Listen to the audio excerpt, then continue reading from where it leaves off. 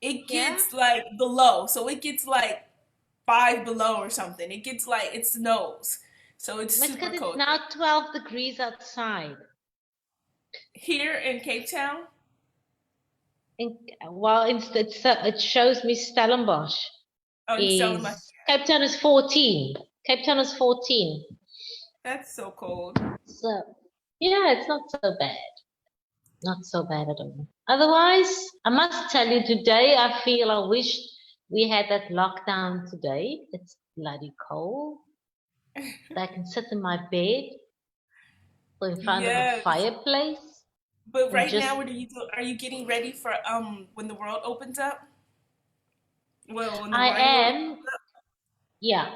I think it's so important because, we've, not that I'm a big seller in South Africa, but I do have a few people that buy from me. And now we haven't had any sales, obviously. So we are we are working on directing traffic to our site. But then this morning I learned that, and I forgot that I deactivated the site before COVID. Oh no. Oh no. So now you have to reactivate the site? Yes, and Okay. I got somebody a very good friend of mine. She used to do the social media for quite a big wine company, but she moved to Atlanta. Okay. And I got her to work on my social media. Okay. Well, cool. And the only reason is I have no idea how social media works, and she does. And although she's I in another continent, it will probably help me more than me doing it myself. You have to have somebody doing something though. Like that's the thing with social media. You have to stay engaged. I feel like I should probably just teach a wine class for winemakers, a social media class for winemakers. Just like you have to stay engaged in some form or fashion. We are almost gonna get started. Let me just speaking of social media, let me make sure my social media life is together. So hold on for 1 second because we're gonna go live on Facebook and then also yeah, so Facebook on the Blacc social media page. So let me see what it's looking like. Hi Facebook, if you guys can see me, I'm not sure yet. Okay, yes, we are live on Facebook. Wait, where are we? There we go. Let me share it on the Blacc social media page. Just 1 second. Share on the page. Blacc. Here we go. Post it. And second. On another in the group. Yay.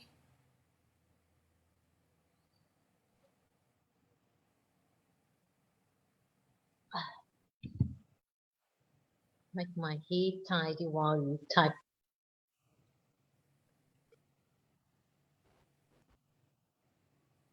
Okay.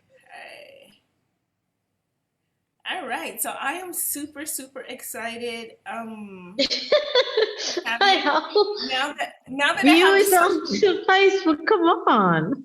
now that I have the social media life set up, I am going to start recording for YouTube. So let me resume the recording and then let me start letting people in. Are you ready? Yes. Okay.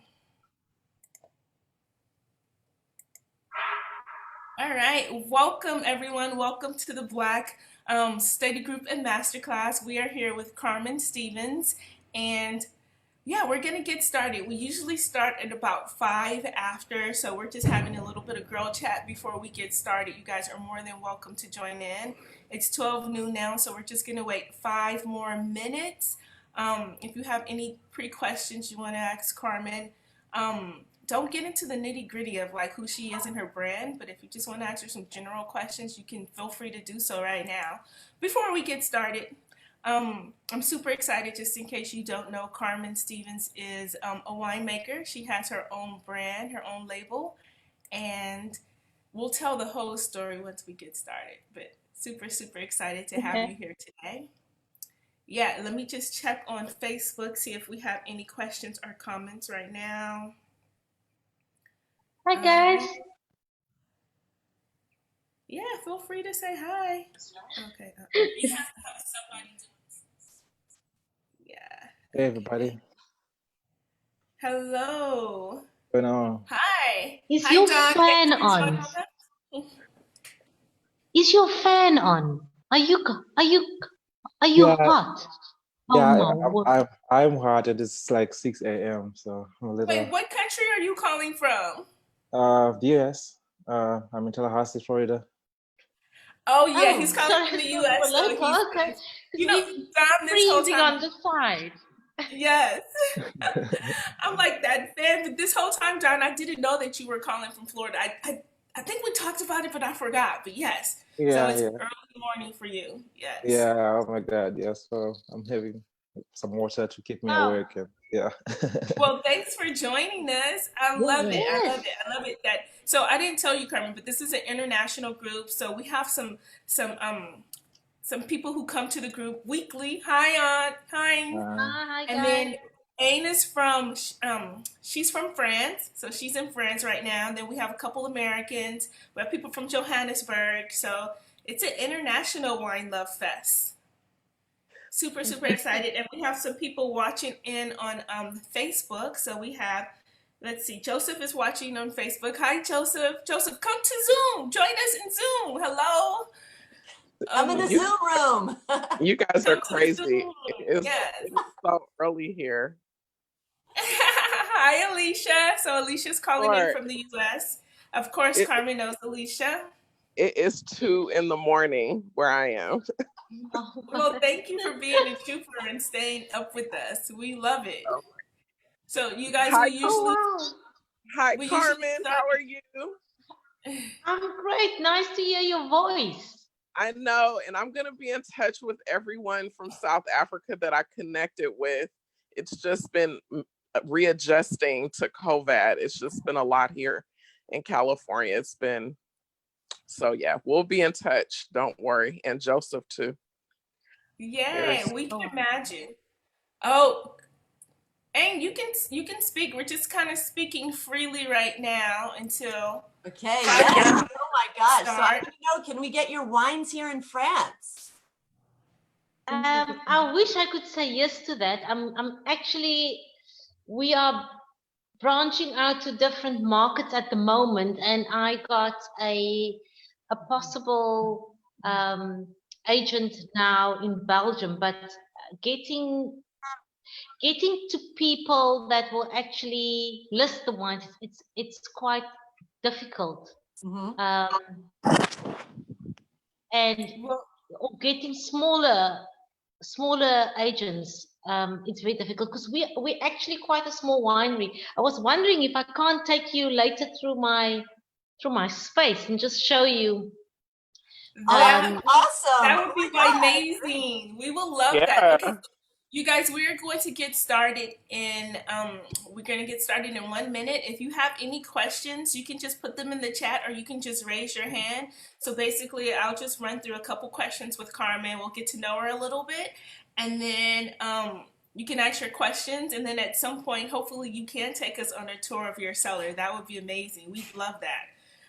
We are all Listen, wine but nerds. can I just say it's not like wow, it's just a space to make wine. It's nothing like oh my god, it's just a space to make my own wine in. You know what that is for us? For us, that's like, oh my God, wow, wow. So it could be like Okay. your backyard and we would still be super impressed. We just want to see where the magic Okay. happens. Yes. Okay. All right, so we're going to get started in 1 minute. Let's just see who we have, what we got going on. I think we are just about ready. Okay, so it's 12 after 5. Let's get started. Welcome to Welcome to the Blacc Study Group, the Blacc Study Group and Masterclass. Today we have Carmen Stevens with us. I'm super excited about Carmen. She's a part, like a very big part of South African wine history. So she was the first person of color to graduate from Elsenburg College with a winemaking degree. She's one of the first people of color to have her own wine label, to be like an active, functioning winemaker. And I'm super, super excited. I can't wait to hear about her story, about her struggles, about her wins and her losses. Carmen, can you just tell us who you are and a little bit about yourself? Welcome. Okay, so I always wanted to be a winemaker. I decided in probably my last 3 years of high school that I want to make wines. So I matriculated in 1990. God, I give away my age here. I know, like class of 92 as well. Class of 90 as well. Okay. So I applied to the college. In South Africa, you can either study at Stellenbosch University or at Elsenburg College. And I applied to Elsenburg, but when I applied for 91 and 92, the colleges were still closed for Blacks to study winemaking. So when you say closed, does that mean that it was illegal, or just was it like yeah, they just it was weren't illegal. accepting you? It was No, illegal. it was the first letter I got actually said, and unfortunately, this institute is only open to white South Africans. Wow. So yeah, so I thought, okay, I'll make another plan because there I'll be, and anyway didn't have money, so I went and worked in a factory for thinking that I can then pay for my studies like that. Anyway, long story short, I was accepted to 93. And in the meantime, I've done an agriculture diploma through correspondence, as that was one of the criteria. The other criteria was also that you had to have done military service in South Africa. And obviously, I mean, I'm 1.57, that would not have worked at all.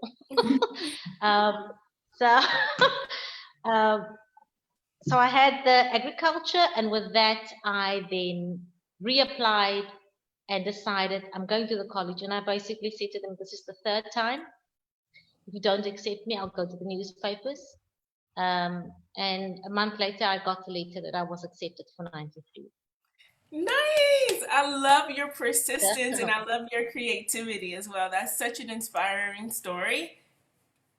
It was a lot of hard work, emotionally and everything else. But yeah, it's something that I look back on, and I think to myself that it was tough, but I guess it was worth all the effort. I wouldn't wish it on my worst enemy. I guess there's easier ways to achieve something. But yeah, it molded me into the person I am today. Nice. I qualified. My last year at Elsenburg was in 95, so started the first elections, finished the year after the first elections, qualified as the first Black winemaker in South Africa in 95, worked for big companies, the Spell. I worked for Company of Wine People, and then I worked for an American couple in South Africa that had a small boutique winery called Amani Vineyards. I worked for them for, I think, 8 or 9 years, and then I started my own brand. And today we are sitting in what is actually the first 100% Black-owned winery in South Africa. And this is my second year in this space, and I hope there is many years still to come. Yes, we are praying for many years to come. Okay, so can you tell us the name of your wine brand? Like if we wanted to look it up online, what is it called? It's called Carmen Stevens Wines and Carmen Stevens Winery. But I just told you I deactivated my website just before the lockdown and realized this morning it was deactivated. And the main reason was because we're not allowed to sell wine during the lockdown. So we are working on, I'm actually having somebody looking into that now just to update it again and get it going. But we are in Stellenbosch. We're in the heart of the South African wine industry. We are very central. We're almost in town. It's 2 minutes drive before you get right into town of Stellenbosch. And yeah, it's been exciting. It's been nerve-wracking, but it works. You know, it's been working for us for the past 2 years, being on our own, in our own space, making our own, you know, we can come and go as we please. Previously, where I rented, I had to ask permission. Can I come on a weekend? Can I come after 6? So now I can come and go as I please, and I can do what I want in our space, which is lovely. Okay, so a couple questions. If I know you're working on your website, but are you gonna start selling wine June 1st? And if somebody wanted to buy wines, is there an email or some way they can email you, and can you have those wines delivered? Or what's the best way if you're in South Africa and you want to order your wines? What's the best way to get those wines? I guess it's on email at this point in time. I'll give my email address a little bit later. But I mean, to be very honest with you, I think it's everywhere. I'm surprised how easy people get hold of me, because I think all my detail is on the internet. But we normally work with emails and. What is your email address? amount. Just in case, what's your email address? I'll spell it for you. It's CARMELITA@gmail.com. If you read it, it reads carmelita@gmail.com.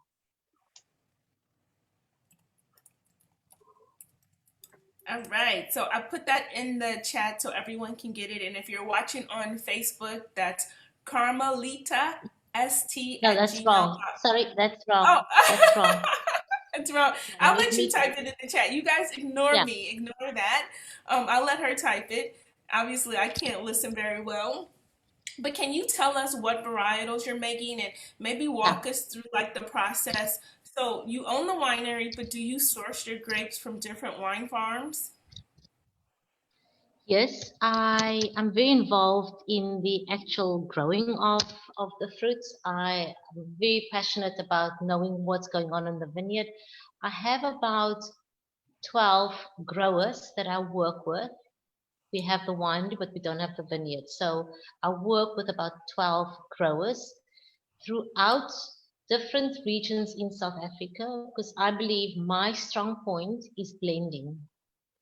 And if you have different components, you have so much more to play with at the end of the day. So I consult with them on, you know, canopy management, water, when to have water or add water for at different stages of the ripening period and before. The picking dates, I determine the picking dates, how the fruit is transported.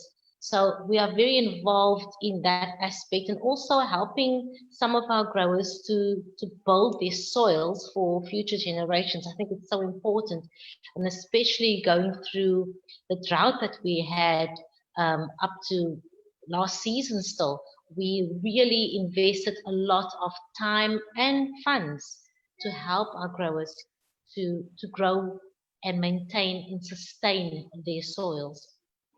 Then when it comes to the picking, I'm very specific on, we try and do a pre-selection in the vineyard, but we also do so we do the first selection in the vineyard, then it comes in and we only pick, everything is picked by hand in 20 kg crates.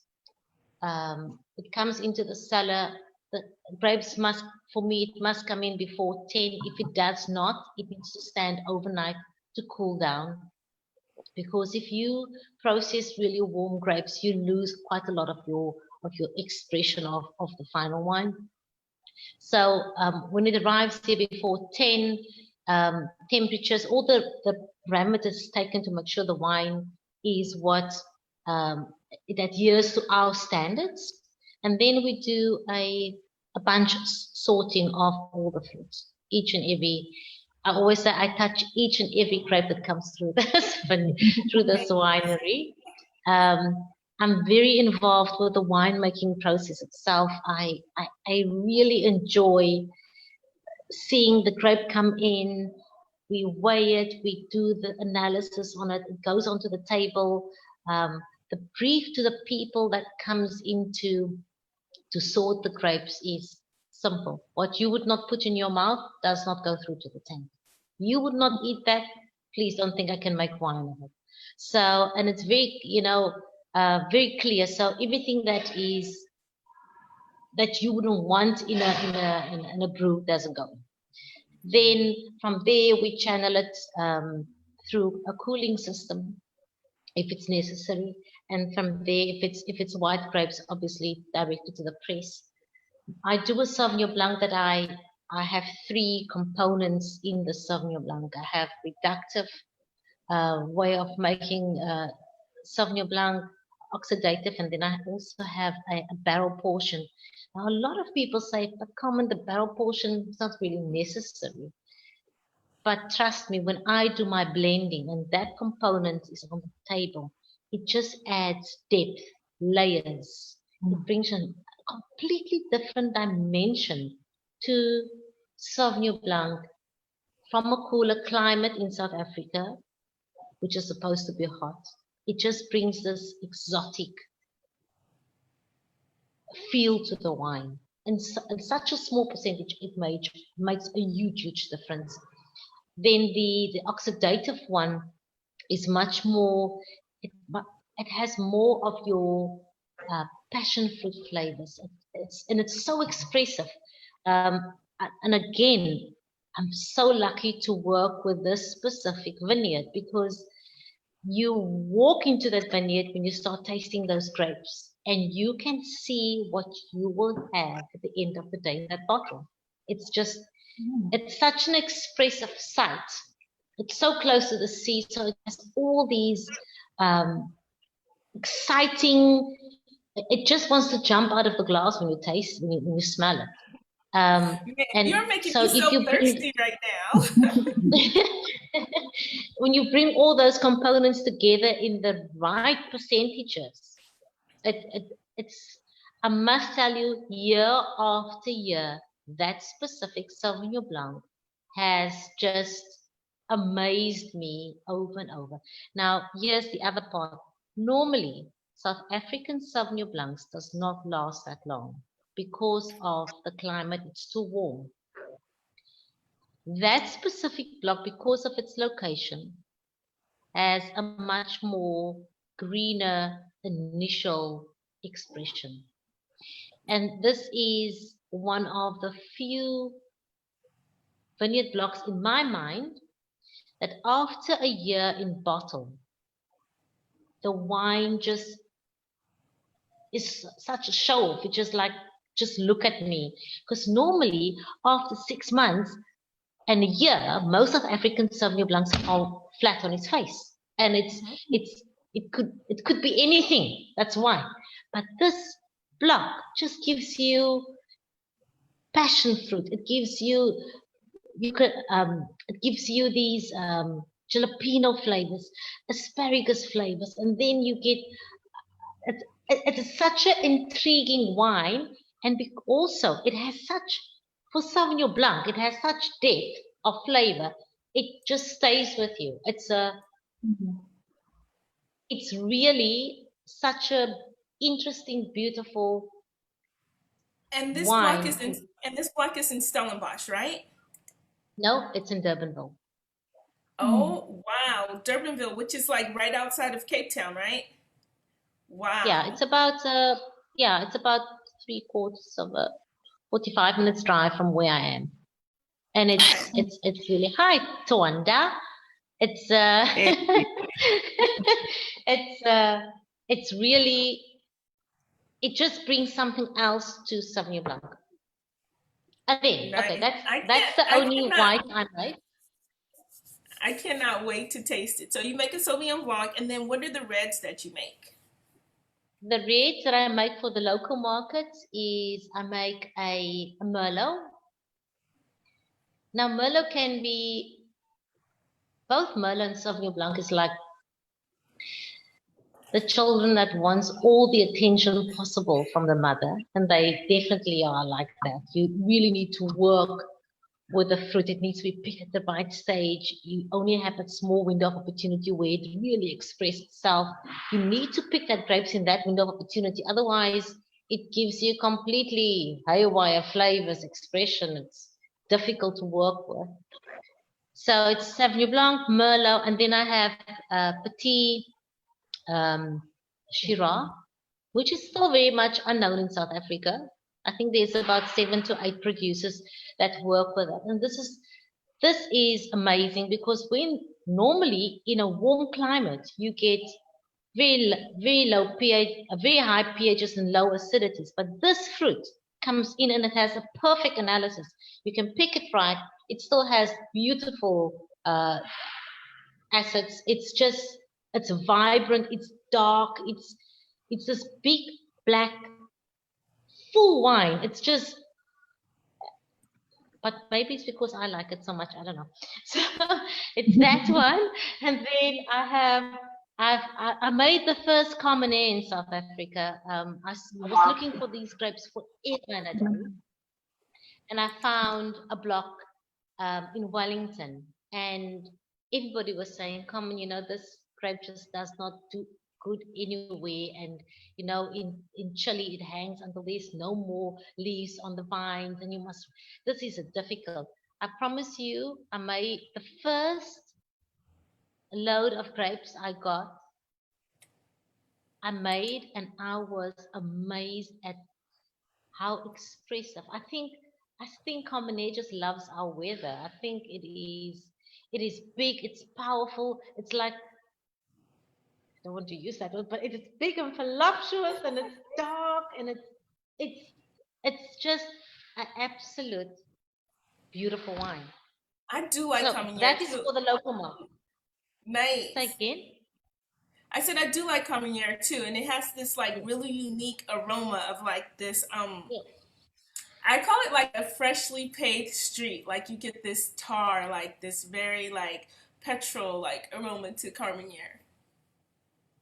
I must say, I first saw Carmen'S in London at the London Trade Fair, and I was firstly intrigued because it's spelled so close to my own name. I was like, what is this? This is amazing. And then I always thought it was quite spicy. It reminded me then, because I picked it and I thought it was a Shiraz at first, and then when I taste, no, it's not. But the one that I make it has all these black fruits in it. It has a little bit of spice. It also has some almost like a peachiness to it, but not that overwhelming peach that you would get from Viognier in Shiraz. It's a completely different expression than what other wines that's red from South Africa taste and smell like. It is, when you pour that wine, you go like, wow, that is black, that is so dark, and it looks rich, it almost looks thick in the glass because it's such a big wine. Nice. I think Jessica had a question. Jessica, did you have a question? Your hand was raised. Yes, Tuanni. Hello, Carmen. Hello, Tuanni. I'm actually just typing my question as well at the same time. So this is, of course, for you then, Carmen. What would be the difference between, I would say, like the characteristics of your Carmen'S in comparison to the one from Chile? I mean, is there much difference? Of course, obviously the terroir will play a major difference, but if you had to sort of say highlight some of the differences between them. I think I've been very fortunate to taste really expensive Carmen'S from Chile, and then I taste, you know, mid-range quality as well. I think your pricier Carmen'S is much more fuller. I think people, they look definitely at terroir, they look more specifically at canopy management. So the wine can be quite big and powerful, but what I always find with Carmen'S is there's always this almost like a green edge to it. It's some people call it it's herbal. And yes, you can say it's herbal, but it's also, I think it's maybe a characteristic of that grape variety in that cooler climate. Yeah, I think and I'm talking a region now, if I compare regions from what I can remember, Wellington, where we get our fruit from, is a very, very warm region. So I get sugar ripeness, and funny enough, I get the same. If you have lots of sugar, your acids normally drop. For some reason, this variety or that specific clone on that soil in Wellington gives me ripe flavors, but not too ripe. Good acidities, and the spectrum of flavors is much more black fruit and a little bit of spice. It does not have that herbal tone to it. For me, that is the main difference between. But listen, I've only made it 3 times now, so maybe it's just my perception. I don't know. But I've had really good reviews on the wines. Well, everybody's quite amazed when I say this is Carmen. Like, wow, this is from some. It's quite amazing. Yeah. Oh, thank you so much. And then, sorry, for the international market, I make a Bordeaux style blend. I love to blend. Even my a variety like Merlot, Petite Syrah, I always have more than 2 components. It might come from the same block. It's picked maybe 2-3 days apart. How we deal with it in the cellar is different. We use different yeast. I use different barrels. So I always make sure that I have more than 2 components, because only different components can give you dimension, can give you another angle, can give you layered expression in a wine. Okay, and then, sorry, I have a Shiraz as well, a Pinotage. Yeah. So is there a reason that you make wines for the international market and then wines for the South African market? Can you explain? So when I started my own brand, I got a very nice break to sell in the UK. And they were very specific on what they wanted. And it worked for me because it was the type of wines and styles that I made at the previous winery where I worked as the winemaker. But when I decided to come into the South African market, I wanted something that, you know, it was different from what anybody else had. So I made a point of getting a Sauvignon Blanc that stands out, because I realized being a small producer in South Africa, you need to have some difference. So the Sauvignon Blanc had to be expressive. It had to be when people like, wow, this is really interesting, because Sauvignon Blanc is one of our biggest wines, wine variety sold in South Africa. So it needed to be wow to make an impression or get people to be interested in it. Then the Petite Syrah and the Carmen'S, I realized to pull people to my offering, I had to be different. And I mean, I was looking so long for that Carmen'S to find just the grapes. There's only 2 blocks in South Africa. I only discovered that last year. So I wanted it to be unique and niche and different. And then the Merlot, I decided on because I know if Merlot if you get Merlot from the right site and it's made in the right way, it's amazing. Yeah. I know a lot of people don't like Merlot. I think made from the right fruits, right processes, it can be amazing. Yeah, I happen to like Merlot. I feel like it's an underrated grape. Like people should really try it more often. Yeah. Wow. Okay. Did you have another question, Jessica? Your hand was raised. Wait, 1 second. 1 second. Okay, sorry. I'm still new to the whole phone boom thing because I actually had it on my computer and it just completely bombed. So I had to quickly just download this. But I think Carmen answered it earlier on because I was going to ask with regards to your influence, basically your inspiration for the blending. You mentioned earlier that you like Bordeaux style. So yeah, the question was in essence, was there any particular wine region in the world that was, so to say, inspirational for you? Because you mentioned that you really enjoy the blends, and would you ever consider doing perhaps a Rhone style blend? I'm a big fan of Rhone style blends, so I might be a bit biased when it comes to that. Okay, so when I Very good say question. blend, a lot of wines that single varietals on the label is normally blends. It's blends of different blocks of the same variety. I worked in the Rhone Valley. I did a harvest in the Rhone Valley, in the northern Rhone, and I was amazed at, you walk into those vineyards, you taste that grapes. You know what that is when you taste that grapes. In South Africa, that's very different.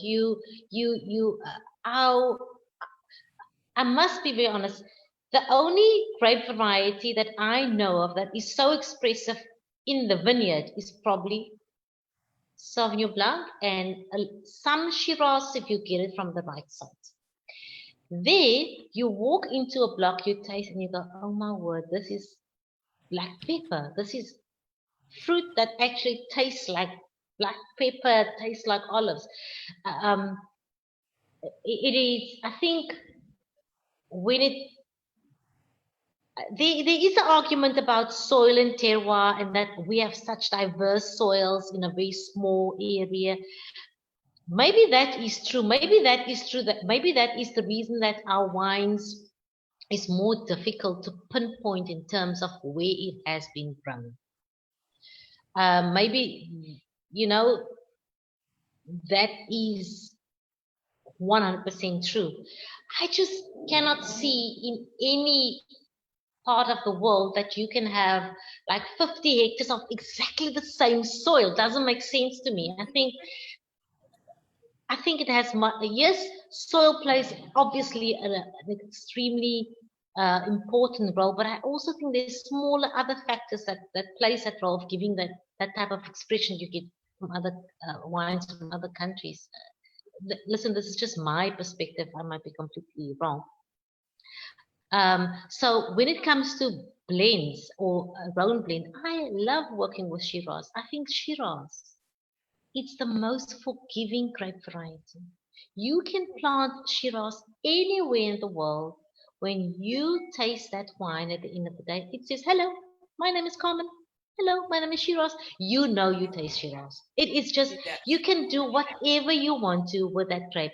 It still says, listen here, I still love you. I'm not going to lose my identity. I'm still here. So yes, love Rhone blends. I'm actually helping somebody now putting together a Rhone blend. So we're looking at the Grenache, the Cinsault. We have a little bit of Shiraz and Mourvèdre.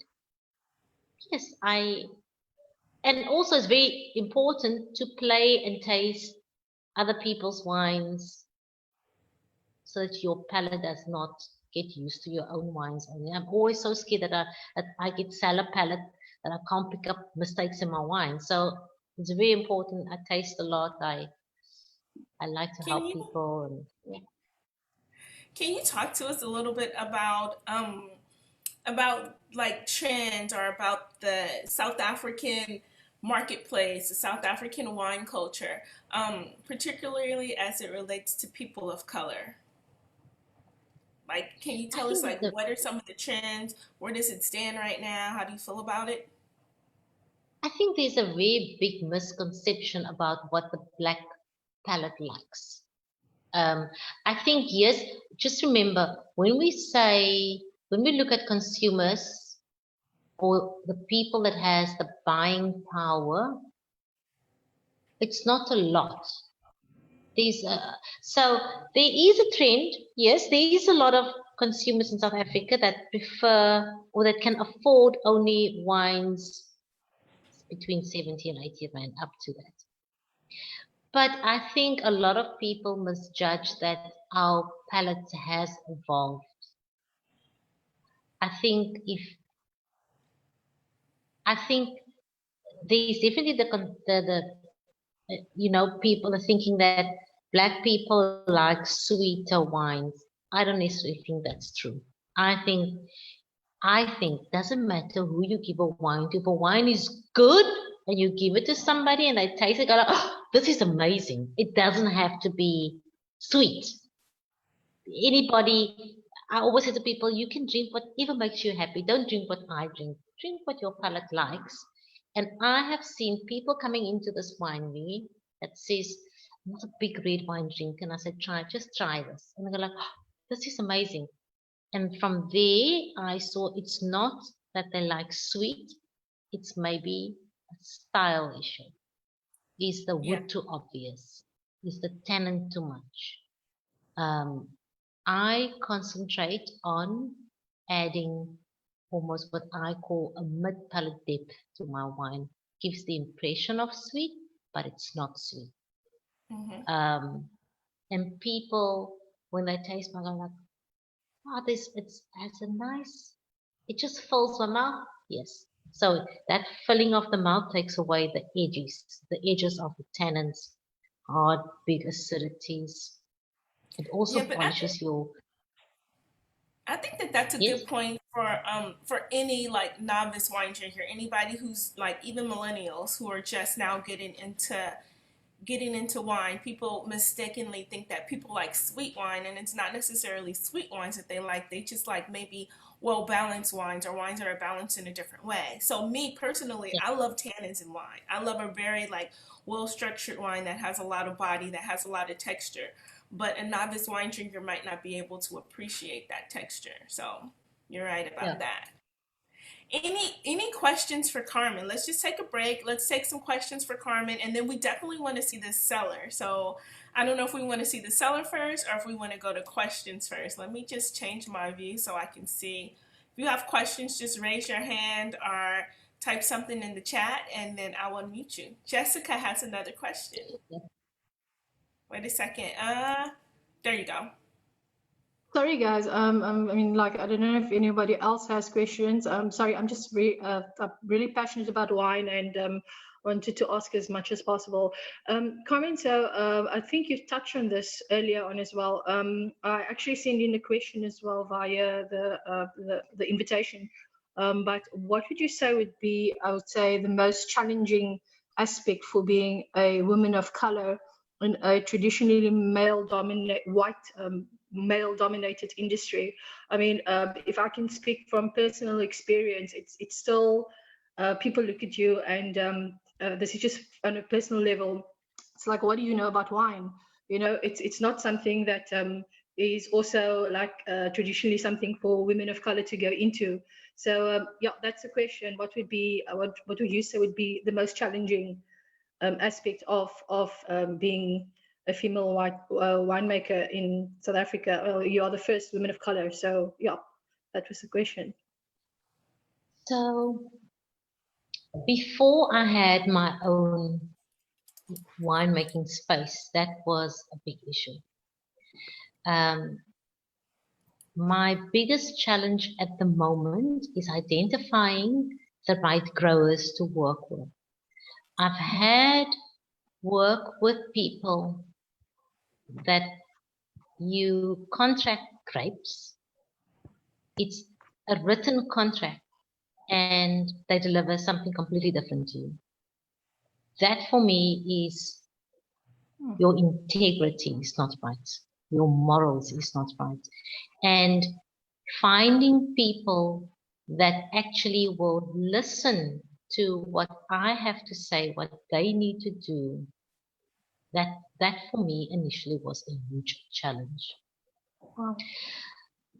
But over the years, I can tell you, I work now with growers that is the salt of the earth. We understand. I think it comes back to respect. If you want me to respect you, you must respect me back. And people I work with now is they want my input. They want to hear what I have to say.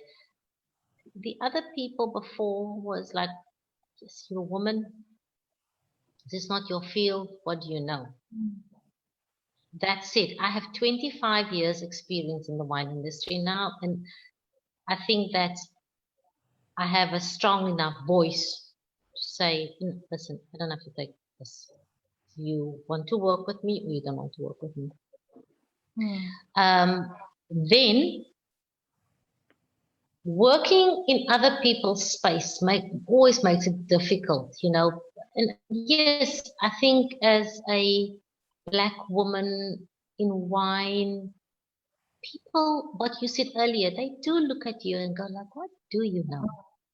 But I think, you know, I found that to be very common earlier in my career. But over the years, you learn to walk. You learn to walk proudly, and people realize this person actually knows what she's talking about, and don't stand back.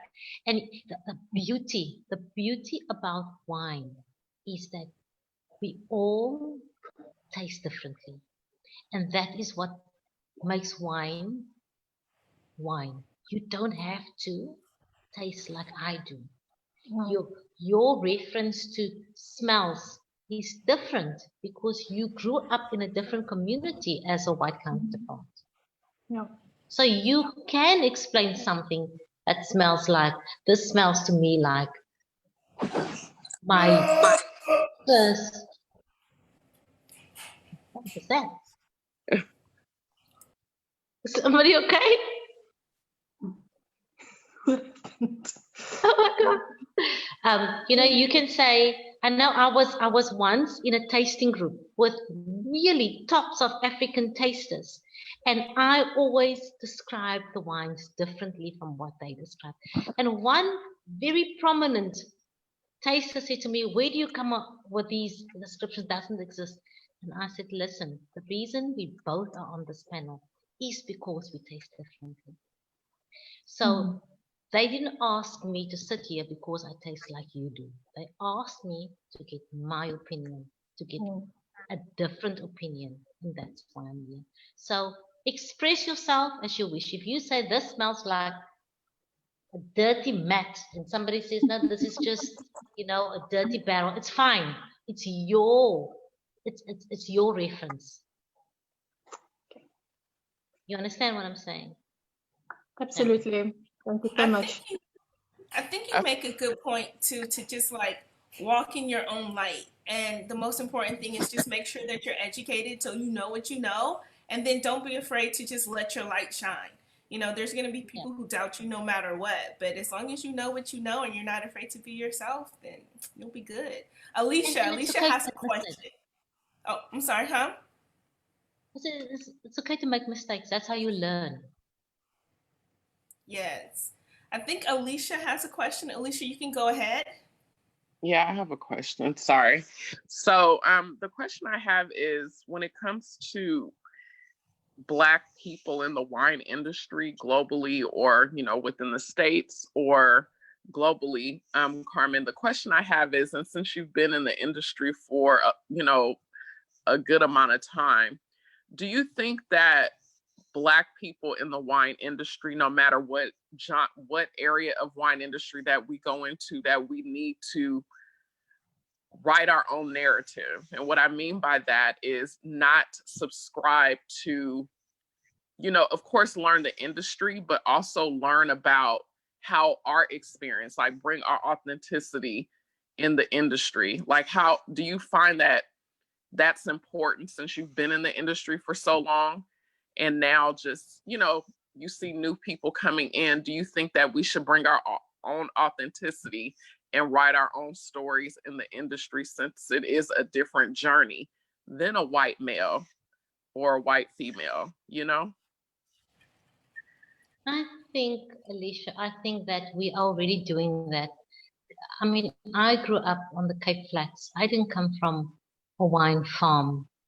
Nobody in my family ever worked on a farm. I think that is our narrative, the fact that we are different, that we look, I think maybe we sometimes are more appreciative of what we achieve in this industry. I'm talking about the South African industry because it's such a wide industry. Unfortunately, we are still, to an extent, very reliant on our white counterparts if we did not study whether it is horticulture or wine, because it is very specific. You know, somebody called me the other day, they wanted to write a program for me, an accountant. I said, that's fine, you can write the program, but do you know what's going on in the cellar? Do you know where to cut? Do you know what to add? And I think that is very true for, you know, it is a very specific industry. And I always say, if you want to make this really a success, do your homework. Don't be, because at this point in time, we are so reliant on white consultants. You know, we are reliant on what other people tell us is true. And unfortunately, a lot of our Black-owned brands has burned their hands like that. So to an extent, yes, we are very much reliant, but you can go out and you can speak from a point where you read about it. You don't need to know everything, but you need to know the base. You need to have a base to work from. And I think it's gonna take many few years though, where we will be able to completely stand on by ourselves. And when I say that, if you look, we had our first democratic election 94. This is the first Black-owned winery, 100% Black-owned winery in South Africa. Do you see the path is so long? Our people don't have the vineyards. We don't have the cellars. We don't have the marketing, distribution. You know, there's so many aspects of this chain that we don't have a hand on it or a grip on it. I think that, yes, more people must take it from the base and go and study for it. We must send our kids to go and study to become winemakers, and not, because otherwise we're always going to be reliant on our white counterparts to give us that grapes, to give us that cellar space to make our wines. Does that answer your question? No, that answers my question, because as you know, when I met you, when I came in the industry, I automatically noticed there was a gap. So here in the States, we kind of go through the same thing. Looking at wine business, because you have wine making, you have wine, you know, there's so many different facets of the industry that I think for us as a community, global Black community, that if we are interested in the industry, to learn all aspects and then figure out where we want to be and then thrive in that, you know? And then one more question I have, I saw, did you talk about your partnership with Naked Wines? Yes, that is the UK, yeah. Is that? Well, we're in the UK and the USA, yeah. Correct, because I live not too far from Naked Wines here in Napa. Can we get your wines through them right now? Yes. Like if I go on their website? Yes, you can. Okay, cool. That would be great. So we had another question. Oh, go ahead, Alicia. And then finally, your wines through how much wine are you producing right now? This year I processed 160 tons times 700, so that's about 112,000 liters. Okay, I'll figure out how many bottles. I'll tell you, I have 400. I almost have 500 barrels full of wine. I'll show you later when I take you through my cellar. So we have a couple. We have a couple of comments in the chat. And let's see, I don't know if you guys want to just mention your comments. Tawanda, I'm just going to unmute you so you can mention your comments.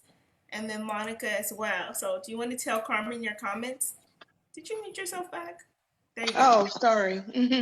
So this is Monica. I'm here in Cape Town, experiencing a great season with you guys, and I can't wait to visit once the lockdown is done. But what I'm most intrigued by is your story. Have you considered documenting your story?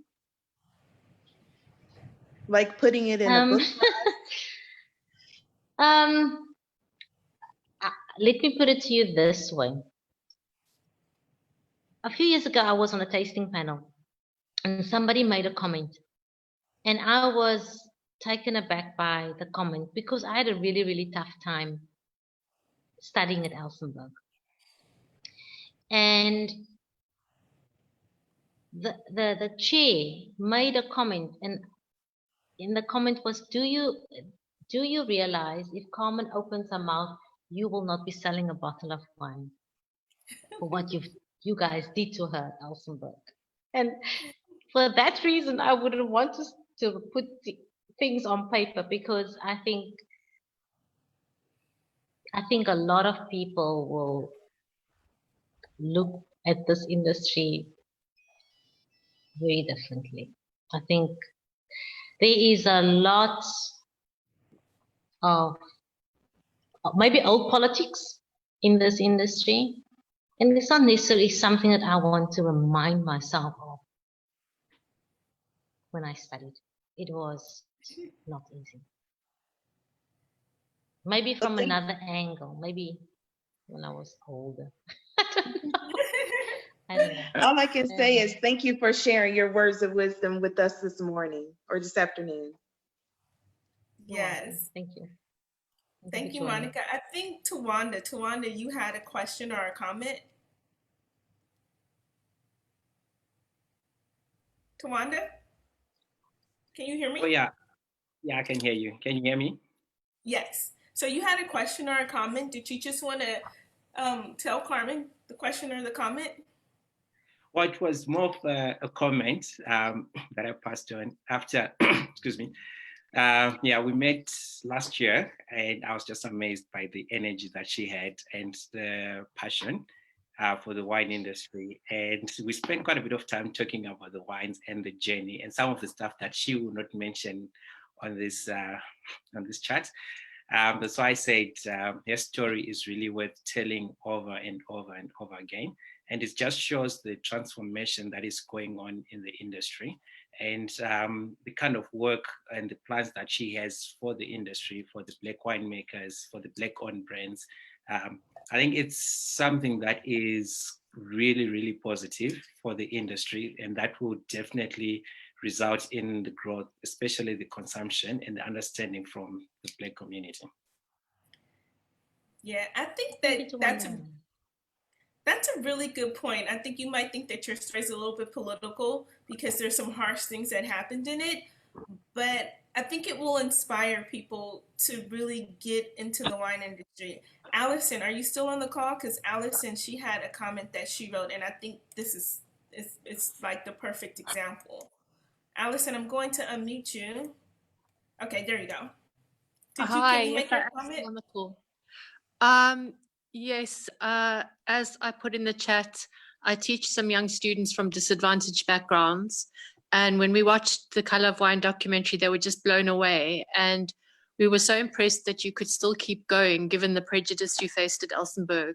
And I'd like you to tell us what gave you the strength to just keep going. I think the fact that I had to go and work to pay for my studies. So I knew if this did not work out, there's nothing I can turn back to. That's the first thing. I had this opportunity, and this was the only opportunity. That's the first thing. The second thing is, although it was really, really tough time at Elsenburg, I just loved the idea of one day being able to make wine. I just wanted to be a winemaker. That, and then, you know, the support from my mother was, my mother just said, you can and you must. And I come from a a home when my parents were divorced, and my mom was a factory worker, and she said to me, your only way out of this poverty is to go and study and make something of yourself. So that she always said, you need to one day be able to stand on your own 2 feet. And I guess having that in the back of my mind, wanting to make wine. My daughter actually asked me last night, she interviewed me for a school project, and she said, was being the first Black winemaker in South Africa for your victory? And I said, no, because it was never about being the first. It was being a winemaker. The fact that I was the first, I only realized when I finished. It just never crossed my mind that there cannot be others. So I think the passion, the willingness, I just so much wanted to be making wines, be able to work outside in the vineyards. I love green, I love gardening, so it just came together perfectly, I think. I hope that answered your question. Nice. That was awesome. I think that answered the question. That reminds me of this quote. It's my new favorite quote. And it says, I have it written down on this card, and it says, you can't choose joy. You can only choose your priorities. Your priorities determine your joy. So I think that that's just something to keep in mind. Yes. If you have like priorities and you focus on those priorities, you'll be happy. So it's cool. Yep. Okay, so we had a question from Mandela. Mandela, I unmuted you. You can ask your question. Hello? You might have to unmute yourself. Okay.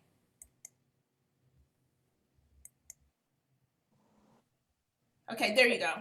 Mandela, you can ask your question now. Yep. Okay, fine. My question was in the value chain, right? Now, in the value chain, what I've noticed that the producers of wine who own the farms in Cape Town, when it comes to Gauteng, I can see them also again, they become the biggest distributors, meaning that they control the production and also the distribution, right? And so meaning that if you are an independent, like in your case, how do you get involved in marketing?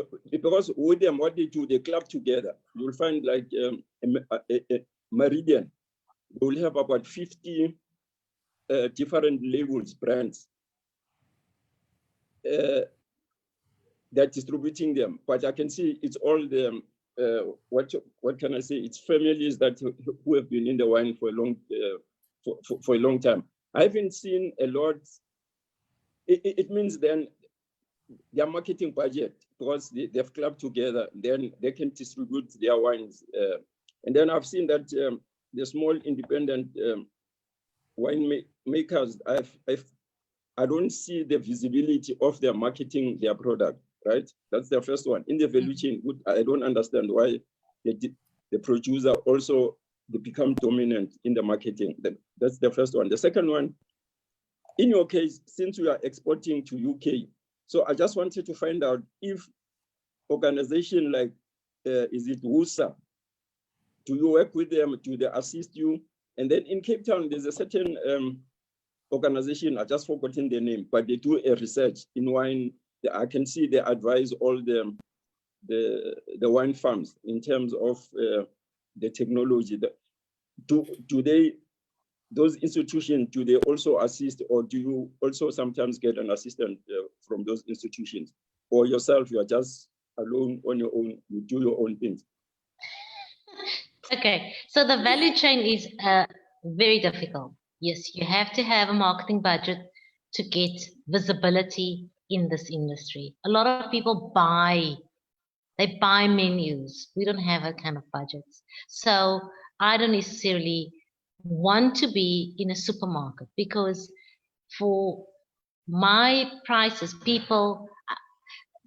my salary is small, so my overheads, my economies of scale make my product more expensive. I cannot afford to sell a bottle of wine for 50 rand. I will never make any money. I'll be out of business within 6 months if it is that long. So yes, it's very difficult to penetrate this market. So my focus is there for boutique shops and restaurants. That is so, but now I need to do wine tastings, I need to do food pairings to get my name out. That's the first thing. I think if you in this industry, it makes it even more difficult because if nobody knows about you, people buy what they know. But I also believe that once people get to know your brand and what your brand offers is great, then they are brand loyal. But you must get to that state. It just doesn't happen overnight. Exactly So what we have this Blacc study group, so that we can get your brand names out there. Yeah.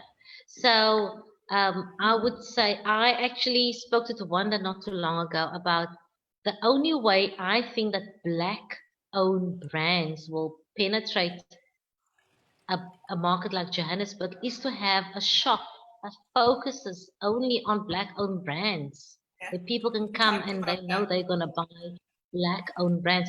Because I promise you, even a Pick and Pay or a shop, or even a Woolies, to get onto those people's shelves is pulling teeth. It is, and they find all kinds of excuses why you can't get on there. That's the first thing. The second thing that you asked me was, I can't remember now, on the value chain. Was it that? We spoke about, just remind me, because now I can't remember. I think it was just distribution. It was. Yeah, distribution is a nightmare for us. You know, it's a nightmare in terms of, if I go to Meridian, they already have 57 brands. Now I want them to give me the same kind of attention. That's never going to happen because I'm so small. I'm like, okay, but if remember, there is still a Carmen Stevens brand that we need to promote. So it's very difficult. You need to find somebody that you can work with that actually have your interest at heart. And that is difficult. And you know, as much as people say that anybody can sell anything in the South African market, that anything has a color. I concur because I was in Cape Town and I went to 5 Black-owned restaurants. This is Alicia, and I am a distributor, federal and state. And I agree with Carmen. So I actually asked the owner of, I forgot which restaurant it was, and I spoke to several people when I was on my visits to Cape Town, and I asked the question, why do you guys not have any Black-owned out of the 70 Black South African winemakers? Why aren't any of them on the wine list? Yeah. And I think the problem though too is just like you had mentioned before, was it's a matter of having people of color in all parts of the value chain, right? So like there's so many people who flock to be winemakers, but there's not a lot of people who are saying, you know what, I want to be an exporter, importer of wine.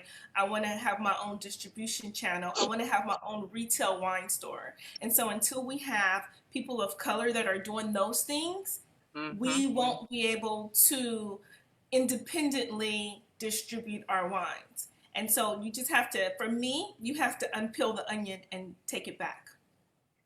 I just remembered what the other part of the question was how involved is WOZA in our value chain? Yeah. They're not. Okay. I don't think WOZA is necessarily there to promote Black-owned brands. I have never been invited to WOZA for a tasting. I've been in this industry for 25 years. I've never been invited to WOZA for a tasting. Okay. WOZA is a generic body. WOZA gets paid by the bigger guys. So WOZA brings wine writers to this country every year. Every year. You hear that they were here after they left a month later. That's the first thing. Woza decides, Woza would tell us that the wine writer decides where he wants to go and taste. I say no. We pay as the industry for that wine writer to come to this country. And for that, you are supposed to say to him, you have been here twice, you've been here before, why aren't you seeing other people? I know Woza well. Okay, I concur. I'm sorry, I'm going to concur with you and agree with you, Carmen, because I've had my own experience with Woza. I won't go into that because I'm an advocate. One thing about me, I'm from the States, I'm going to advocate for Black winemakers first. And so she is right. Woza does not. And so I feel like we shouldn't have to beg them, but yes, we have to let it be known. Like, we have to let it be known, but still create our own value chain outside of that. But if you are paying your money, it has to be, you're just giving them money for no reason. So like I said, I agree with you on that. Woza is just there for show, but they do play a value add in the market. There is a lot of information there. That's your marketing budget. They are supposed to work with you, market your product, so.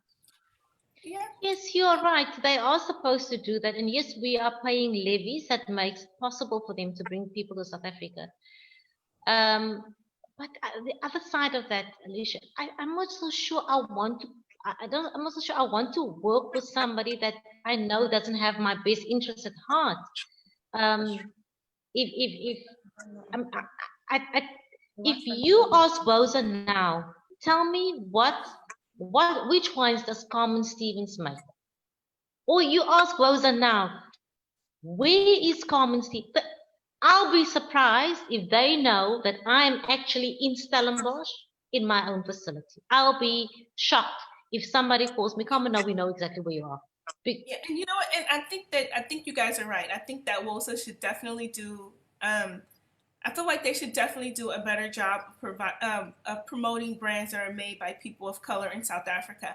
I honestly say all the time, I think that it's a disservice if somebody comes to South Africa and they don't even visit one Black-owned wine farm or taste one Black-owned wine brand. That's my stance on it, 100%. Okay. But then I'm also going to say this. I feel like we as people of color, we have an obligation to promote and to make sure that our own marketing things are aligned, right? So there's a lot of Black-owned wine brands that I would like to buy, I would like to support. Like there's people in America who want to buy wines for me and gift them for me, right? And it would be nice if there was one singular website where I can say, hey, this is a list of all the Black-owned wine brands, or you can go here and you can order these wine brands and then you can have them shipped to me. Like, we have to do our own part in making it accessible and available to people. And we can't wait for some white person to come and save us or to build our industry. That's my opinion. But I will start preaching, so I won't preach. Funny. Yes. The other thing is also that I wanted to say that we also have I think it's always been that it has not before last year. Woza was in charge. Let's use the word in charge of the Black-owned brands as they were in charge of every other brands in South Africa. That's winemaking. And then last year, the transformation unit was completely taken out of Woza, and they are right now by a board of their own, so they make their own decisions. In that year, the Black-owned brands has achieved more than what I can tell you before. We never got any support. People didn't know about us. Nobody really listened to what our needs was. Nobody listened to a marketing idea we had or pushed us, to say, let's come together as a group and see how can we try and market you as as a brand on its own. And that at this moment, it's still new, but we have seen things in this 2 years that I think, or 2.5, Can you in talk 5 a little? months that is never been seen before. Is Can that you with talk, women? can you Go ahead. talk a little bit about the transformation unit? We're gonna actually have Wendy on next week, and she's gonna tell us all about it. But can you just briefly give us a description of what the transformation unit really actually is? The transformation unit really addresses. They look more in depth. So they look at, do our Black-owned brands, are they fully functional, or do they have the right permits, licenses in place? So they start really at the bottom and look at every different important point that is necessary to be able to market your wine. I think that is one of their roles. The other role is they are looking at how to assist Black-owned brands to grow.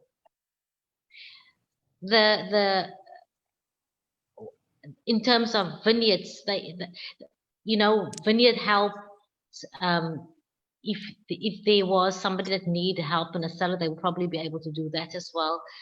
Finances, how to look after your finances, but also to give us financial help where we never got that before, where we had to go through boards and we waited for months and years and still not get a positive result. The TU has transformed that. The TU has, in my mind, opened a lot more doors for us in this year and 5 months than WOSA has ever, or what I have ever experienced with other wine industry body. So, yes? No, I didn't mean to cut you off. Go ahead, I'm sorry. So I think it's a pity that it came at it took so long for the people that makes the decisions to decide, you know what, we are not actually getting any joy out of WOSA. We need to be on our own. They're not looking after the interests of the Black-owned brands. They say they do, but they don't. So we need a body on. It's a pity that it took so long. But you also need the right people in those positions. We do. And I think if I look at, I'm not sure who's all the board members on the transformation unit, but the person that's running on a day-to-day basis on it, I think they could not have chosen a better person. That person knows this industry inside out. Nice. She Is that knows. person? Yes. Yeah, she'll be here. Wendy started in the industry either 92 or 93. Mm-hmm. So she has the history of this industry. She knows all the role players. She knows all the, what I like to call gatekeepers. She knows them. I think, It might not call Carmen, them. I think that we have a question from Tatu. Tatu, she's been trying to ask her question for a little while now. So Tatu, you can go ahead. Can you hear me? Yes, we can hear you fine. Hi. Oh, hi. It's such a nice touch because this really resonates with all of us. I just want to know, in terms of transformation, do you feel like DTI, Department of Trade, is very effective in terms of propelling Black winemakers forward? And also regarding Westcrow, I mean, I know that Westcrow, they're promoting Black winemakers and different products and different sectors. Do you also feel like they're also doing a good job? I mean, does it even worth it? And I think my last question is, if you want to get into retail, what are the requirements? And does it even worth it for one to go into that space and sell wine? Do you even make a profit, or is just a waste of time and waste of space? Okay, I'll start with the profit part. It is a known fact that the winery or the brand owner doesn't make the money. It is, the brand owner, the winemaker, we don't make the money. We get a very small percentage of the pie. The money is being made where it's sold. It's where I sell that product to that person, and that person, I mean, a restaurant can put up a markup up to 300%. I will never see that type of profits in my on a bottle of wine. As a matter of fact, a study was done a few years ago where they said a waiter or waitress gets more money per bottle than the winery. Oh my goodness. So there's no sustainability and longevity. Okay, let me put it to you this way. The profit margins are so small. And if you go and look at a lot of you either have to have economies of scale, a very big business, or you need to have influence, have money coming in from another side, from something else that you do. I think that's why restaurants on farms is now such a big thing. That's why having a tasting room is such a big thing, because you market directly, you sell directly, so you get that profit margin. And selling it to a restaurant, I mean, you can sell a bottle of wine to a restaurant that's 80 Rand, they sell it for 250 Rand. Make the sums. I mean, really, who gets the benefit? And I actually hope that through this COVID, that is being a little bit addressed, that it's important to have restaurants, it's important to have people that's influencers to sell wines, but it's also important to be aware that a lot of these places are actually killing us. The big supermarkets are killing us because they're pushing down your price, and your profit margins is stupid. That's the word. It's stupid. You really think, how am I going to do this again next year? And now the other thing is, we are so about being ethical, that we must do the ethical thing. Now, if you are only willing to, let me make an example. If to make a bottle of wine costs me 40 Rand and you pay me 20 Rand and you sell it for 200 Rand, the people that work for me or the people that I buy that grapes from, are we not just in a subtle way practicing slavery here? Are we not doing that by saying, we only pay you this amount of money, and how you pay your people, your grapes, and that farm workers and everybody else is your story? Is that not, are we really being so moral? I don't know. I ask that question to myself every day.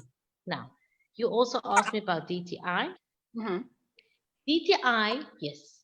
DTI is brilliant if you had everything in place. Now, there is a lot of fund schemes for Black wine makers, Black brand owners. But did you know that one of the criteria for them to help me, if I approach the DTI today and I say, I really want, because this building, the equipment in here is mine, but the building is not mine. So for me to go to DTI and say, I really, I'm paying a lot I'm paying somebody else's mortgage off here. Can you assist me? The first thing they'll ask me, do you have land? For you to apply to this fund, you must have land. And did we forget where we came from? When did we have land? When did we have that type of finances to, as a matter of fact, my dad told me in the 60s and the 70s and before that, Black people in South Africa were not even allowed to have a life policy, which means that if you are a child from a parent from that, you don't have money waiting for you that you can inherit and start something from just, oh yes, nice lump sum of money, go ahead and start something. What we have as young entrepreneurs, young winemakers, young brand owners is what we build up ourselves. We don't have the cash stashed away that we can fall back onto. So a lot of government funding programs where there's, where you want a vineyard or you want to look at the facility, is you need to have land. I don't have that kind of money to go and buy land. Trust me, I don't. Then you ask me about Westgrow. Westgrow, yes, Westgrow is doing well. Westgrow is looking at the interest of everybody. But the other thing that always bothers me about most of these things is that when people want to help us, they have functions, they say, oh, but we have this ambassador and this state person and these people are coming. Can you donate some of your wines? Guess what? It costs me money to make that bottle of wine. And if I give everybody a bottle of wine for free, how do I pay my bills? Yeah. That's You know? so true. And I think one thing, this is so depressing. I'm literally going mental. But I don't think the conversation is meant to be depressing, right? So I think and that's the thing about conversations. You know, I like to point out the problem, but there has to be solutions, right? And so I think it's depressing when you think about we might be at the mercy of somebody else, right? And historically, there's things that have happened that have been unjust and unfair. And even today, there's things that happen that are unjust or unfair. But like, what do we have in our toolbox today to make these brands that are made by we successful, right? And I think that we have the toolbox, we just have to bring it all together. So for example, Tatu, I know that you're a brand manager, right? And so maybe there's more people who are like marketing managers and brand managers that need to focus on the wine industry and help maybe volunteer a portion of their time or maybe barter or trade with wineries so they can promote their brands. You know, if you have a transportation company, maybe you can work with wineries. But no, I understand, and I feel like collaboration is definitely needed because I can bring a specific skill that I know that I'm good at as being a strategist and a design and communication specialist into the wine, and I feel like it's such a perfect marriage. But for the fact that I'm trying to venture into the wine industry and owning, I've got my brand already in which I'm busy putting some cash injection into it. And I'm starting for wine, but then hearing that these are the facts, and I appreciate the fact that you're pulling out the raw facts and things that affect us and things that are evident and we can see. So I'm starting to rethink. But maybe your cash injection shouldn't go into your own label. Maybe your cash injection should go into a marketing firm that focuses on wine brands that are made by Black people. Like everybody wants to have a brand, but then nobody wants to distribute these brands. Nobody wants to market them. Like, Yes, so that's why I'm trying to feel like, so what chain will I actually look into? Should I actually concentrate on propelling my brand forward and cutting through the clutter, but yet I know that this is the main picture and this picture is very serious. And these are the things that affect people of color because of the resources. So how do we kind of like find a space where we can collaborate, where I can bring my own skill and I can help with in terms of branding one-on-one and making sure that I can help you with brand awareness, help you with to be recall and ultimately to stay top of mind as in like my marketing skill into it. So how do you think we can collaborate? Yes. You're asking me that question. How do I think you?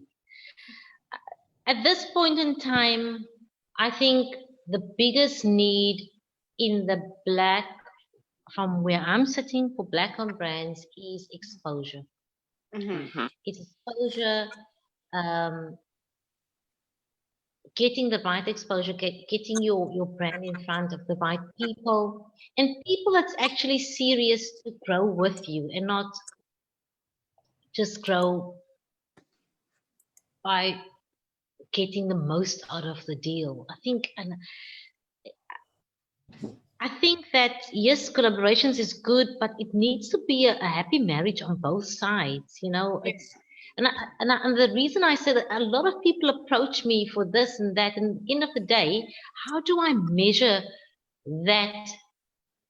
What does it help me if I keep on paying something or somebody and I don't see the results? Right. So how do you? I think, and I don't have the tools to put into place, or I don't necessarily know how to put the tools in place to measure that. Yeah, I think that's where you can see that you can't be everything for everybody, or for, so that's where you've got your own unique skill that you know that you're good at. So I know that I can actually do a certain things in terms of where the brand is concerned, and how do we get a maximum exposure? How do we get brand awareness?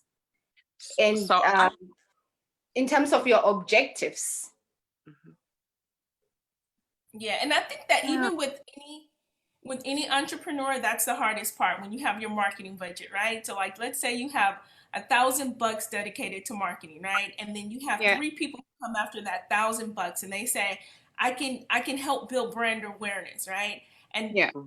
selecting one of those companies to help you is, as an entrepreneur, it's hard because you don't always see an immediate return on your investment when you invested in marketing. So it's really key to pick, and that's what I'm saying. So like, that's why I feel like I would love to see more people of color having a niche marketing company where they're focusing on specifically wine brands, wine marketing, instead of somebody who just But says, also you need a budget for that. Yeah. You know, we don't have the budgets for that. We don't But- have but I'm necessarily. oh wait. It's- When you it's, say, well, Carmen, and this is a thing here in the States too. Like, I talk to a lot of winemakers. They don't look at marketing, and I understand money it goes back into your business, but marketing is so important. And Yeah. how the other young lady, I have 3 simple steps that you can start right away. When Tuanni interviews Wendy next week or the next person, get with her, get that list of all of the Black winemakers, because there's a list that is with the transformation unit, and then work with them because they are in that collective, to work with them to help them with brand awareness for each brand. Number 1, free marketing, social media. That doesn't cost anything. Every Black-owned brand needs a digital footprint, a website. Make sure that website is up to date. You know, there's several free things you can do if you don't have money as a winemaker. I think we have to change our mindset a little bit to say, okay, let's get an intern to do our website, and then work with, if you're a marketing person in the industry, because like Tuanni said, we need more people, Black South Africans, to work in the business side of wine. So if you work for a traditional wine brand, but you love marketing, work with the transformation unit and offer your services. And if they have paid positions, offer to help work with those 70 to 80 Black-owned wine brands on their brand awareness by helping them with campaigns. That will give you business right there. That will give you experience. And that transformation unit has all the data. I sat with Wendy, I went to Vinpro, and I had a meeting. And so you guys have a lot of resources. It's just, we have to change our mindset, and you work with the transformation unit or people who are advocating for Black-owned wine brands and landowners. Okay, so I think Mandela had a question. Now, unless Carmen, did you have a response for that, or should we go to Mandela's question? But I can't remember now. I'm passionate about it, so I'm sorry if I come off a little. I'm just very passionate because I just feel with technology is so, it exposes you guys to so much. You know, I pay $54 a month for Zoom. I think, yeah, and I think that that's key too. So like, after COVID hit, my wine tour and tasting business went like down the drain. I went from having customers to like owing customers, being in the red, right? Nobody's buying a wine tour. But the thing about it is, I kept my website up, and I have to keep my website up, because that's, if somebody says, if I want to sell something else other than the wine tour, I have to have a place where people can go and buy something. So I think that that's key, is like remembering that if you're an entrepreneur, you have to have this virtual store always where people can go and buy things and people can check you out, period. Like, that's, you just have to have it. Even if you make your Facebook page, or not No, you should just have a website where people can go buy stuff. But Mandela, you have a question? Wait, let me see. Let's see.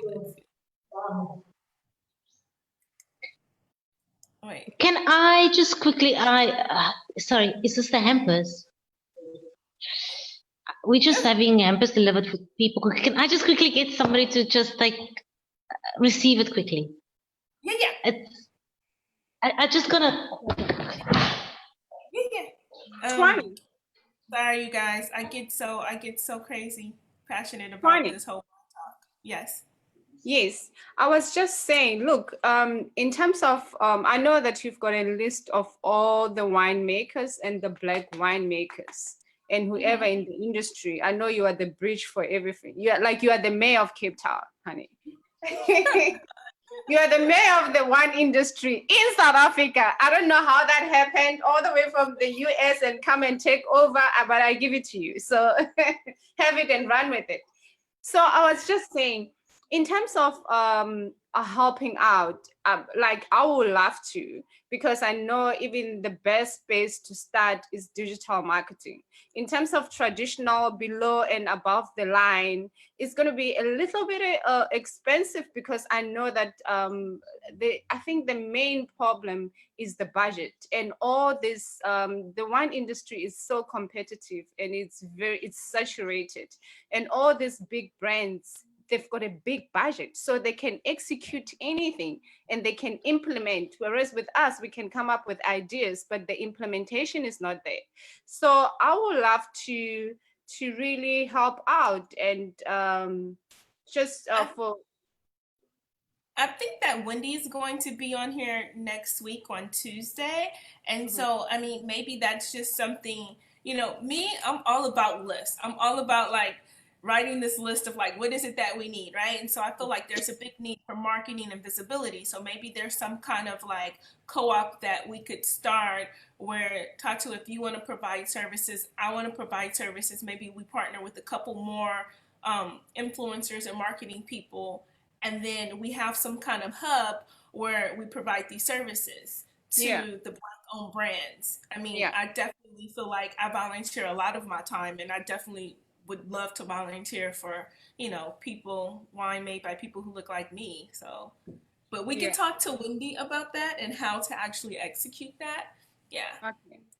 Carmen's back. Yay. Carmen. Sorry, Okay, sorry, they were supposed to come yesterday and they never arrived because we do food hampers for people, and the guy just appeared in front of me. There was nobody else in the cellar to receive it. So, I mean, who's going to go next? I'm sorry. Yeah, can I speak? Hi. Yeah, we can. Okay, yeah. Okay, you know what? I wanted to be part of this, what you are discussing now in terms of the value chain. Myself, I'm based in Johannesburg, but my business is in Soweto, right? Now, in Soweto, I've got a wine bar. And then next to my wine bar, there's a venue where I host different things, art, wine tasting, and a lot of events. I'm more on the lifestyle, right? Now, a practical example, I understand when people they say they don't have money, they don't, but you'll find what the solution. It's not the money. It's how we can collaborate to work together, right? Let me give you a practical example. There's a young guy from Cape Town. 3 years back, he came to me to say, listen, I would like to have a book festival in Soweto. So I said, no, are you serious? Have you done your research? Why do you think the book festival is going to happen in Soweto? No. I've done my study. Let's try it. So myself, because I had the venue, I said, okay, fine, let's try it. I'm going to give you venue free of charge and I'll support you. Let's see it. But I did believe him because he's a writer. He understood the book festival very well. He's a writer, but he was fed up with the Stellenbosch one. He said, listen, I've been attending somewhere in Cape Town. I'm tired of that one. Now, I would like to have a festival. It happened 3 years back, right? But I can tell you now, okay, we only host it once a year in December. It's called Abantu Book Festival. We host it in December, right, for 3 days. Now, that book festival, it's the biggest now in terms of numbers, Blacks attending, and also writers, to the extent even the African writers are coming, right? So what I'm saying also in the wine, it can be the same thing to say, once a year, let's have all the Black wine brands having an event. Because people, I don't know in other areas, but people in Soweto, they're very interested to explore new things, right?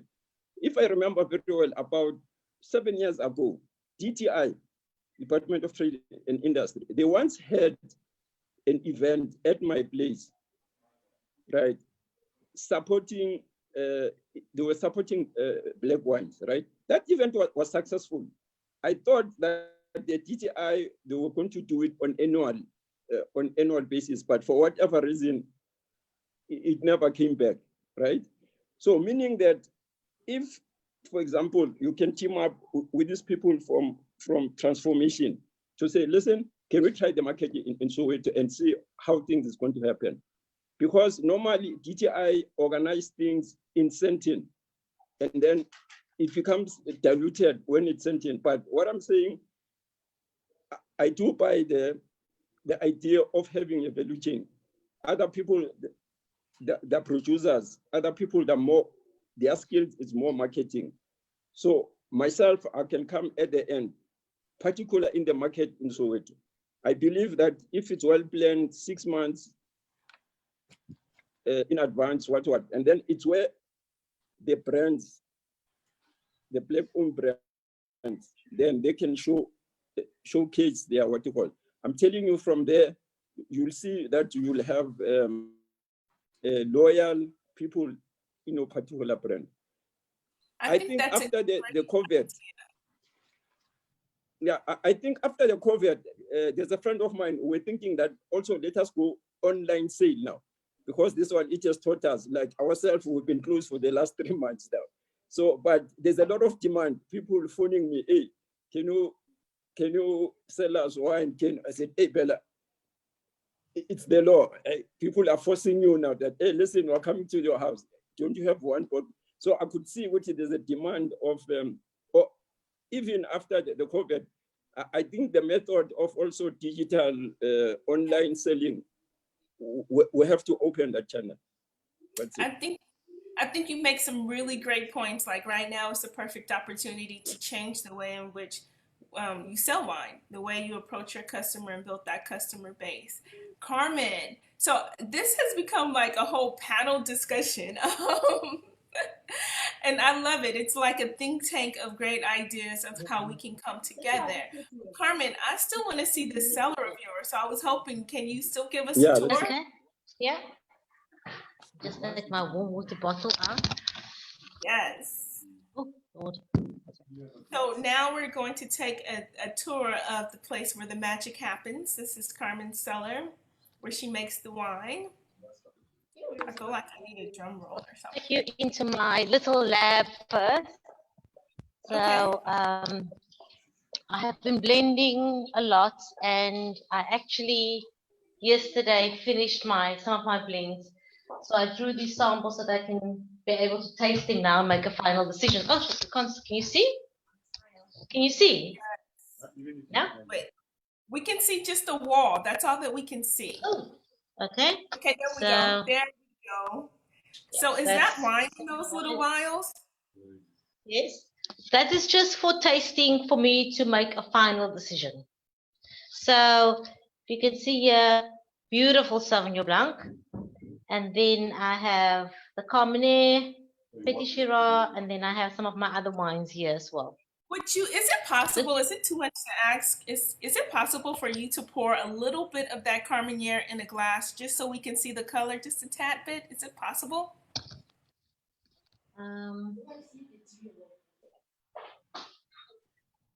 mean, she was talking about how dark and rich it was. I can't wait to see it. But these are just, I don't know if you can see anything here. Yes.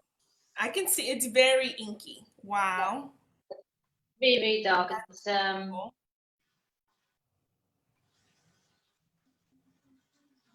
smells so nice. It really smells like, this glass smells like fruit cake and, you know, Christmas cake with custard and all these nuts and lots of black fruit. It's just really nice. Okay, so here is the barrels, some of the barrels that we work with. This morning we did a racking of wine from malolactic. That's why these barrels are standing here. So on this, before a racking, I go through each and every barrel and I taste the wine.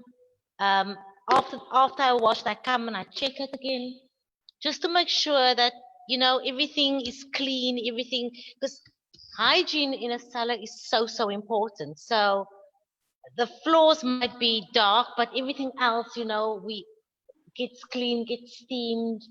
I'll show you. Can you And so, see are here? you using French oak barrels?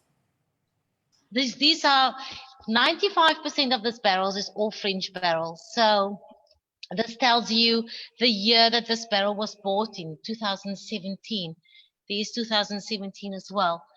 So this is a huge investment every year to buy the wood, and then to fine tune. Now, how to clean these barrels is very important so that I can use it for more than 4 years. My barrels, the oldest barrels in the cellar goes back to 2015 now. Because, Now, the ones yeah, we that just don't are have. that old, are they neutral for the most part? So they're not imparting any flavors, right? Again? The ones that are that old, are they just neutral barrels? So they're not imparting any flavors, correct? They do. They do. It's how you clean that barrel. So if you steam that barrel, you're opening up the pores and you let the old stuff go out, and it gives you.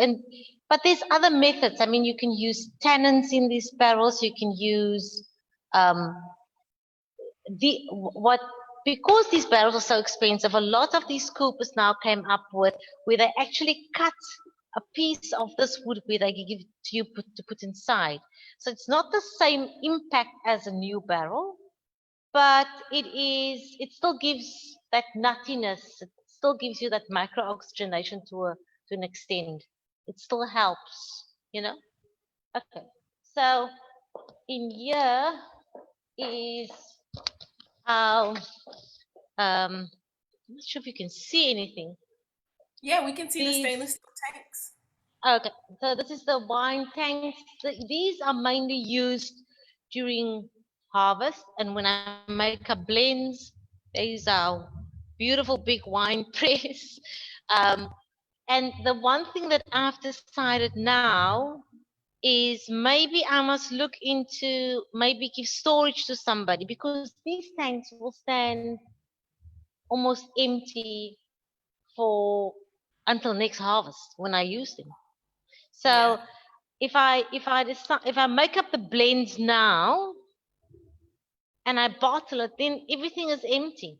Tanks are empty. The wines in the barrels are from this year, but that space is all empty, and it's such a big investment that stands there only for harvest.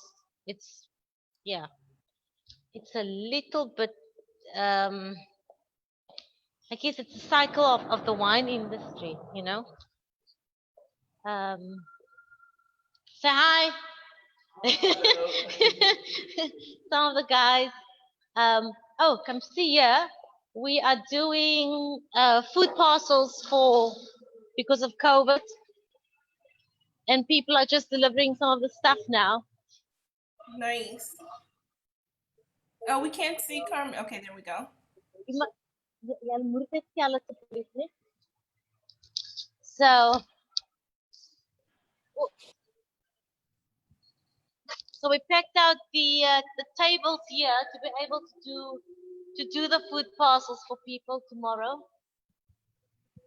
So that's our cellar. That's a, wait, let me That was see if I can't grab. beautiful.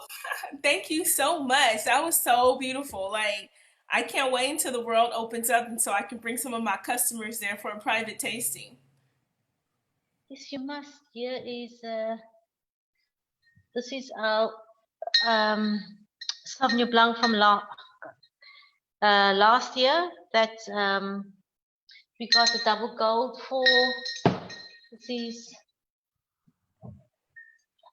the Carmen'S. I don't know if you can see it properly. Can you see it? Yeah. You can see it. You see it? Yeah. Is that a tiger on the label? Yeah. Or yes, it's a tiger. it's tiger on. It's my little logo on the bottles. So yeah, that's what it's not big. It's not like, oh my word, but it's functional. It works for us. No, it was beautiful. Like, it was awesome. Thank you so much for sharing. Does anybody have any questions about the cellar? No, Jessica, okay, go ahead. You can just let me see. You can unmute yourself, I think. Yeah, thank you so much, Tuanni. Carmen, I saw while you were doing the tour, did I perhaps, I'm not sure if I saw correctly, was there concrete egg that you use in the cellar? It's not concrete. Not I concrete. looked at buying concrete. Concrete is very expensive. It is an egg-shaped tank. It does to an extent the same thing, but I cannot keep the wine in there for too long. It's made out of some kind of PET. It's a plastic. That's the same thing more or less, but I'm a bit wary to keep it in there for too long because I'm not sure. I've tried to what's the word now? To make sure that no oxygen comes into the tanks. But I did it for a week, tasted the wine, and I was convinced somehow oxygen is coming in, and so I took it out. Okay. Cool. Carmen, can you repeat your wine selection again? What you have in your portfolio? What wines do you have again in your portfolio?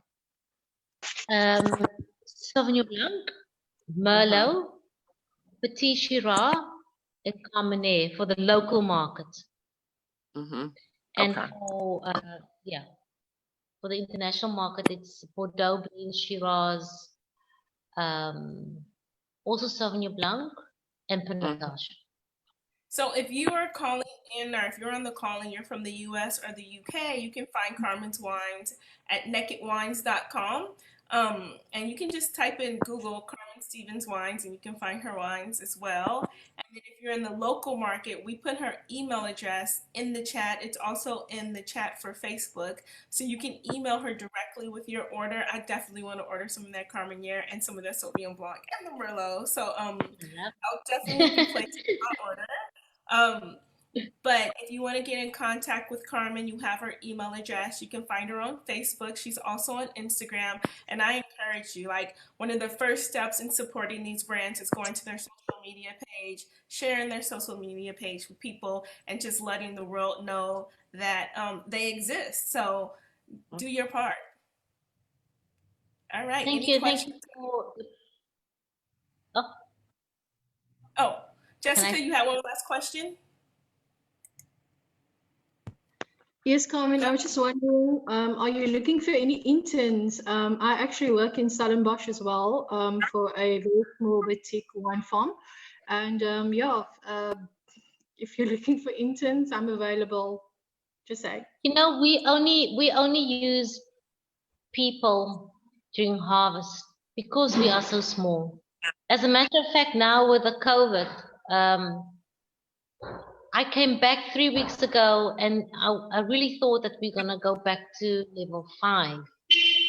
So we basically finished 2 months work in 3 weeks where we just worked almost day and night to get things done. But yeah, the only time that we would take in people is probably February, March, maybe April. Okay, definitely. I'd like to apply because I also work in social media as well. So I do the social media for the wine farm, but yeah, my interest is more actually in the actual winemaking and the marketing of the wines. So definitely, I mean, in that regard, also intern, where looking at those other aspects, for you. So yeah. Maybe, did you take down my email? Maybe you must. Yeah, I do have somebody now that's working on my social media, but this person is basically trying to almost work out a schedule for us, for 3 months. So we have committed to her for 3 months, but she did say that after that we can really look at. So maybe you must drop me an email. Sure, will do. Thank you so much. All right. All right. Any last comments, Carmen? Or any last questions, anybody? I think, a last comment would be that we as Black-owned brands really need the support of people, because I promise you this is it's a tough industry, tough markets, and the more we get exposure, hopefully that will pay off in the long run. So if you can support Black-owned brands as far as possible, it can only be great. Yes. 100% agree. All right. Well, thank you so much, Carmen. Oh my goodness. I feel like we could do a whole marathon and talk to you all day and brainstorm all day. That might be another panel discussion. I loved all the ideas. I loved Mandela's idea of this whole festival featuring Black-owned wine brands or brands made by people of color. I loved Datu's thoughts about branding and marketing and building some kind of maybe bartering system or social program where we provide marketing support to the brand. Alicia, thank you so much, all the way from the United States. Thank you guys for joining us, and remember to share it on social media. Carmen Stevens Wines. If you go to my website, there's a list of all the Black-owned wines in the United States and in South Africa. Find those brands, stalk them, find them on social media, do your part. Thank you. Thank you so much. Thank you. Tuanni. This was great. Tuanni, Yes. one more question. This is for you. I'm training my palate for the international wines. Do you know a tasting group, or do you offer something like that? I'm going to start my tasting group as soon as I can buy wine. There's no point in having a tasting group right now when I can't even get the wine to taste, but I am starting a tasting group. So it'll be like the Blacc study group, but it'll be like a tasting group instead, so where we're like tasting wines and talking about the characteristics of wine. Or we'll sound like Carmen Stevens when she was describing those wines. But yeah, as soon as we can buy wines, the tasting group is going to start. Okay, is it going to be international wines or local wines? I work both here in the States and here in the US. So I'll have a tasting group for the US, and then I'll have a tasting group for South Africa, just because it's hard for people in South Africa always to get like international wines. And then sometimes it's hard for people in the States to get like small boutique wines. Like they probably wouldn't be able to get the Carmen Stevens wines that she just makes for the local market. So it's going to be 2. So the one that happens in the U.S. will probably be at 1 or 2 in the morning, and then the one that happens in South Africa will be about like 6 or 7 in the evening. So yeah, it'll be 2 different tasting groups for 2 different markets. Okay, no, that's good, because I'm writing Wine of the World. So I'm trying to train my palates for French classifications. Nice. Okay, well, next time I come back to Cape Town I don't know when I'm going to leave, but when I leave and go back and come back from the States, I always bring wines with me from the States. So, yeah, I'll have wine for you to taste. Okay, nice. All right. I also asked for Mandra's number. Do you guys have, or is it still here? I'll send you his email address. I have his email address. Wait, he put it in the text message, so you can just see it. It's I through Lifestyle Center. So Oh, he put it in the chat, so you can just grab it from the chat and then I will end the meeting. I can send it to you as well. Oh, okay. Please, if you can send it to me, that would be awesome. All right. Well, thanks so much for joining, you guys. I will see you guys on Tuesday when we'll have another serious conversation about Black people and wine. We're going to have Wendy here next week. And then sometime, I don't know if it's going to be next week or the week after that, we're actually going to have a representative from Riedel.